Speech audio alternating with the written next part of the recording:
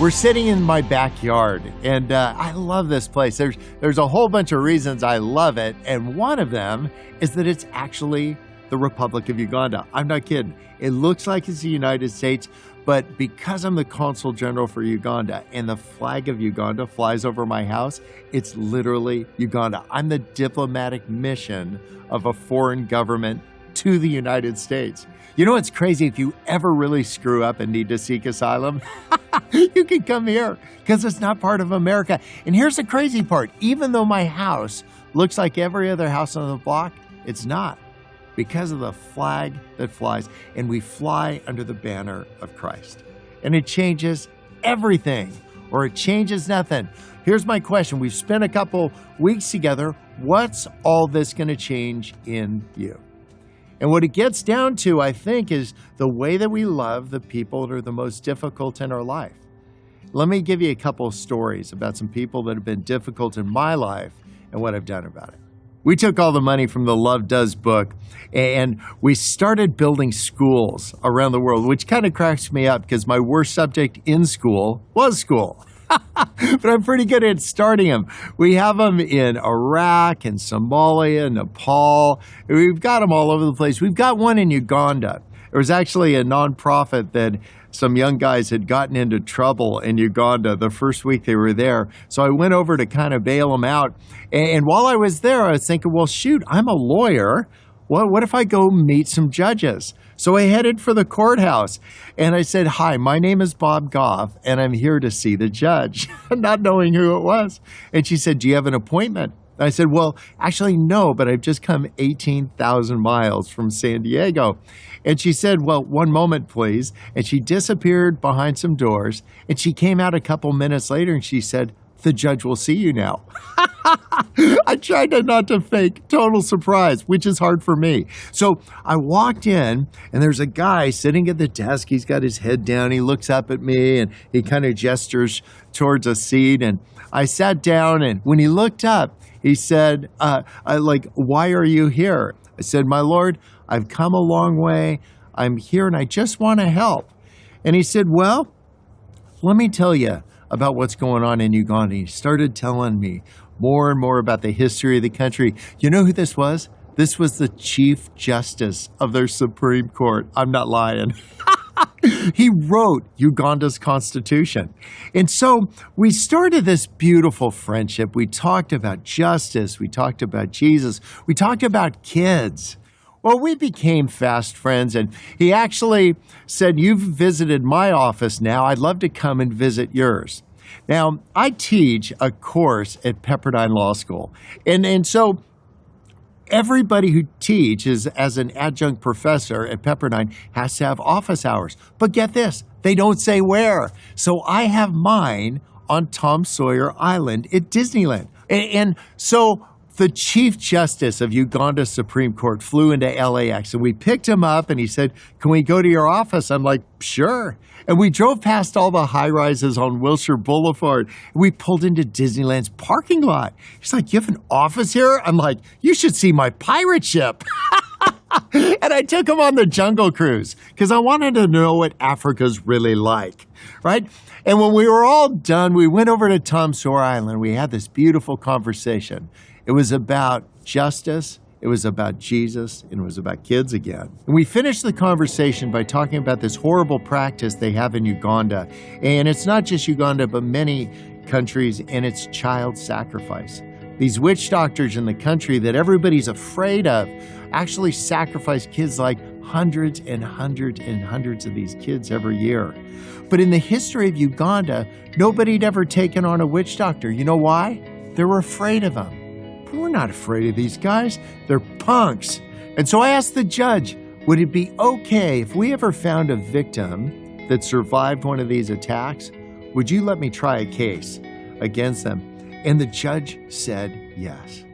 Well, it was back in San Diego and the phone rang. And I got a call from Uganda. There'd been a little boy. We're just going to say his name is Charlie. He'd been abducted by one of the most vicious, evil men I've ever met in my life. The name of this man is Kabi. Kabi was the head of the witch doctors up in the north. And as Charlie was walking home from school, Kabi abducted him and took him into the bush. The belief in Uganda is that the head or blood or private parts of a little kid have these magical powers. And the problem is this: there's always a victim of these crimes, but they're always dead. And then everybody's too afraid to go after the witch doctors. Well, this little boy had been taken into the bush and they cut off all of his private parts. But get this, you guys, this kid lived. And for the first time, we had a bad guy who was in jail. We had a victim who was alive. So I flew right back to Uganda. I met with the Chief Justice again. And I said, would you let me participate in Uganda's first death penalty case against a witch doctor? And he said, Bob, I'll let you do it. You will never find a judge who will touch that. And then we did. You know, this judge loved God. He believed that the power of justice in the world, he could have done anything he wanted, but he decided he was going to take a big risk. And when he said he would try this case, a couple witch doctors showed up at his house. People who are willing to put wheels on their faith are willing to take tremendous risks to do that. Not so they'd be the hero, not so they'd be the victim, but so they'd be a participant. And you know, the crazy part is you and I get to do that. We get to just say, what are we good at? I'm a lawyer. I know how to try cases. What is it that you're good at? And go take that around the block for a drive. Again, you don't have to go across an ocean, but say the confluence of our faith is this. It's all the things that God talked about and said we were. Don't spend a lot of time trying to figure out what you do. What are you good at? Where do you have an opportunity? And then what's going to last? And go do that. Well, we decided this trial would last. Kabi goes away to Lazira Maximum Security Prison. It's the scariest place on earth. It was built in 1920 for 200 death row inmates. There's 3,000 men at Lazira. And there's not windows. There's just a place you go to Lazira to die. And the word of this conviction came out and went to 44 million Ugandans. And here was the message. You touch a kid, it's over. Now, the way my world works, there's terrific little kids like Charlie, and then there's people who are evil like Kabi.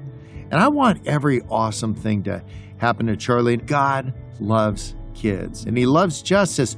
But Jesus also said in Matthew 5, love your enemies. And because Kabi was my enemy, I decided to take these promises, these mandates in Matthew 5 about loving our enemies for real. And so I called the warden at Lazira Maximum Security Prison.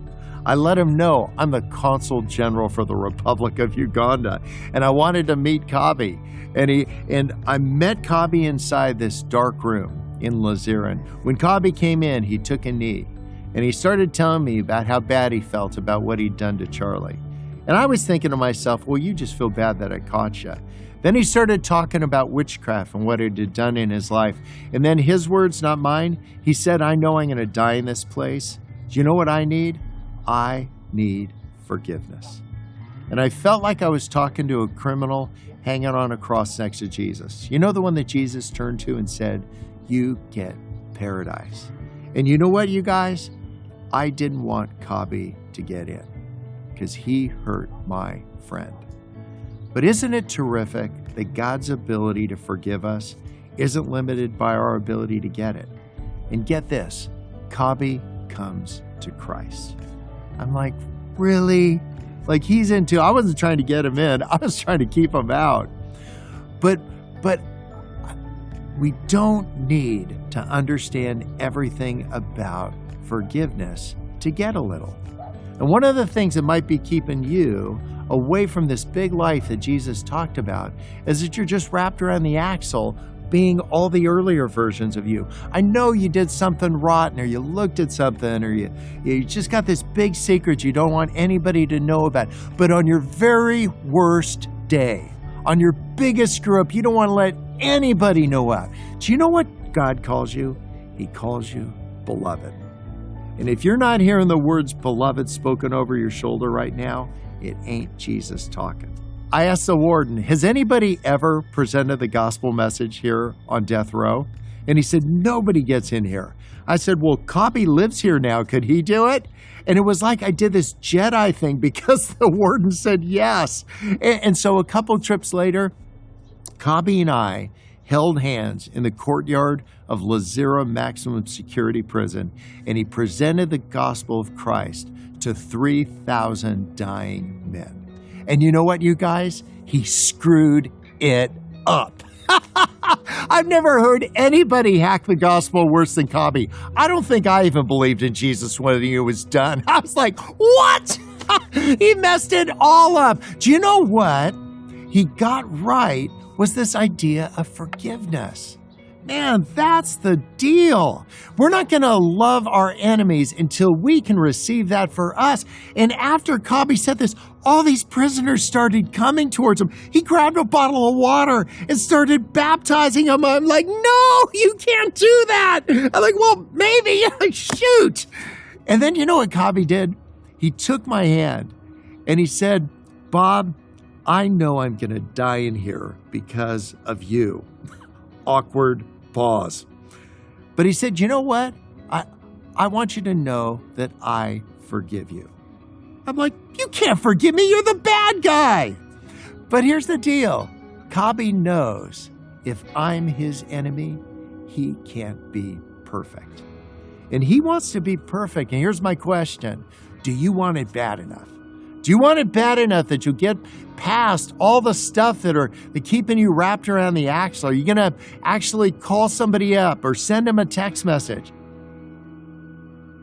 Ever since the trial, I've been meeting with witch doctors. So when I'm in northern Uganda, I'll send out word on the bush radio that the consul general is in town, and I command every witch doctor to come and meet with me. And you guys, you know what's creepy? They come. I've met with over 1,000 witch doctors so far, and they are creepy dudes. Some of them make little dolls that look like me, and they stick things in it. It's awesome. After one of these meetings with the witch doctors, I asked them, what do you guys need?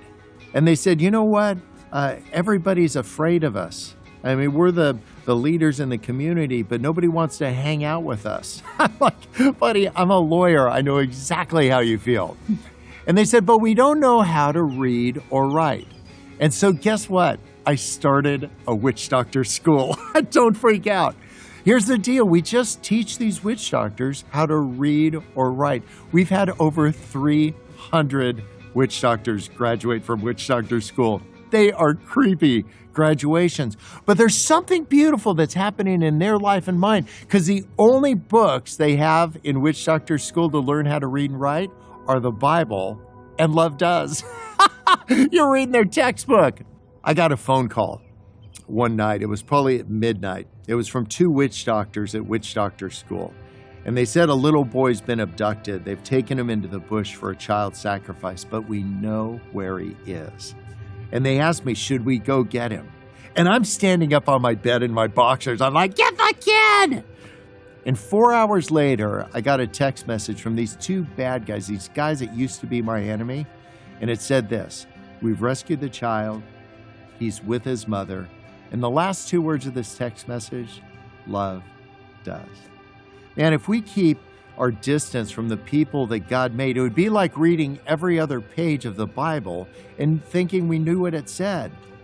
God made all of us. He made some of us more creepy than others. Instead of trying to figure everybody out, just love everybody. I know it's hard. I get it.